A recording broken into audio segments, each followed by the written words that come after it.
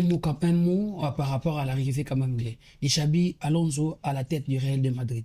C'est quelqu'un qui connaît la maison, un fils de la maison qui est parti de la plus belle manière. Il est parti au Bayern Munich. Il a fait sa saison avec. Après, comme entraîneur, il est passé par le jeune du Real avant de rejoindre les autres challenges, surtout les Bayern Munich ou les Bayern Leverkusen, où ça a vraiment réussi.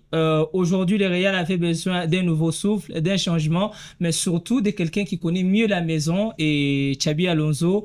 Et cette personne-là, non seulement qui connaît la maison, mais qui connaît l'âme du Real Madrid, qui sait ce qu'il faut aujourd'hui par rapport à toute cette situation qu'il y a eu. Je l'ai suivi hier en conférence de presse où il disait que le Real, il faut que quand on les regarde, qu'on dise voici mon Real. Donc je comprends qu'il connaît là où ça n'a pas marché la saison passée et qu'il sait ce qu'il va ajouter avec des nouveaux joueurs qui pourraient arriver et des grands talents qu'a le Real. Je crois qu'il a tous les atouts pour faire mieux et c'est à lui maintenant de poser ses jalons. On va essayer quand même de suivre la Coupe du Monde de clubs pour avoir quand même l'ADN déjà de Xabi Alonso. Qu'est-ce qu'il va nous... Je crois que ça sera une occasion pour lui pour implanter déjà ce qu'il prépare. Il aura la chance de retrouver ces groupes-là forts avec tous les joueurs, les blessés qui sont de retour. Et ça a été un problème pour Carlo Ancelotti. Il faut pas qu'on se voit de la face. Tu joues une saison avec le 11 de départ fort qui se blesse à tout moment.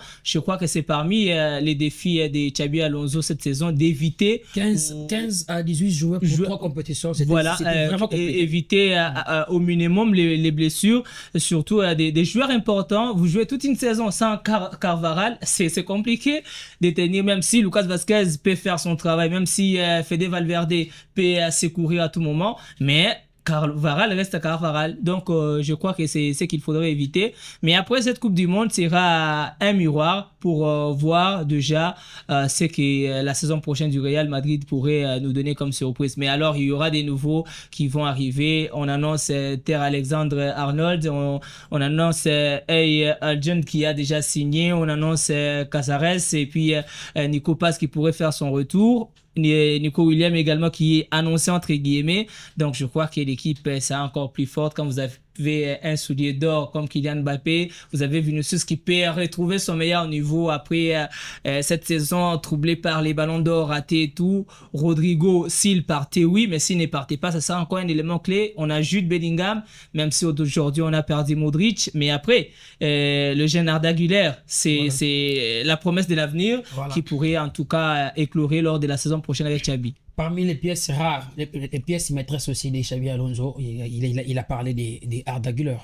Ouais, mais c'est ça que j'étais en train de dire. Vous avez vu sa fin de saison avec le Real Madrid, c'est en tout cas une fin de saison qui annonce beaucoup de choses pour l'avenir, mais ça a toujours été un élément clé, par exemple avec l'équipe nationale de la Turquie. Il est la pièce qu'il faut pour faire tourner cette équipe-là. Donc je crois que si on lui donne la confiance qu'il faut, c'est un joueur qui promet en tout cas des très très bonnes choses. Le peu de matchs qu'il a joué, quand vous regardez ses statistiques, vous vous dites, s'il a plus de temps, il peut faire encore des très très bonnes choses.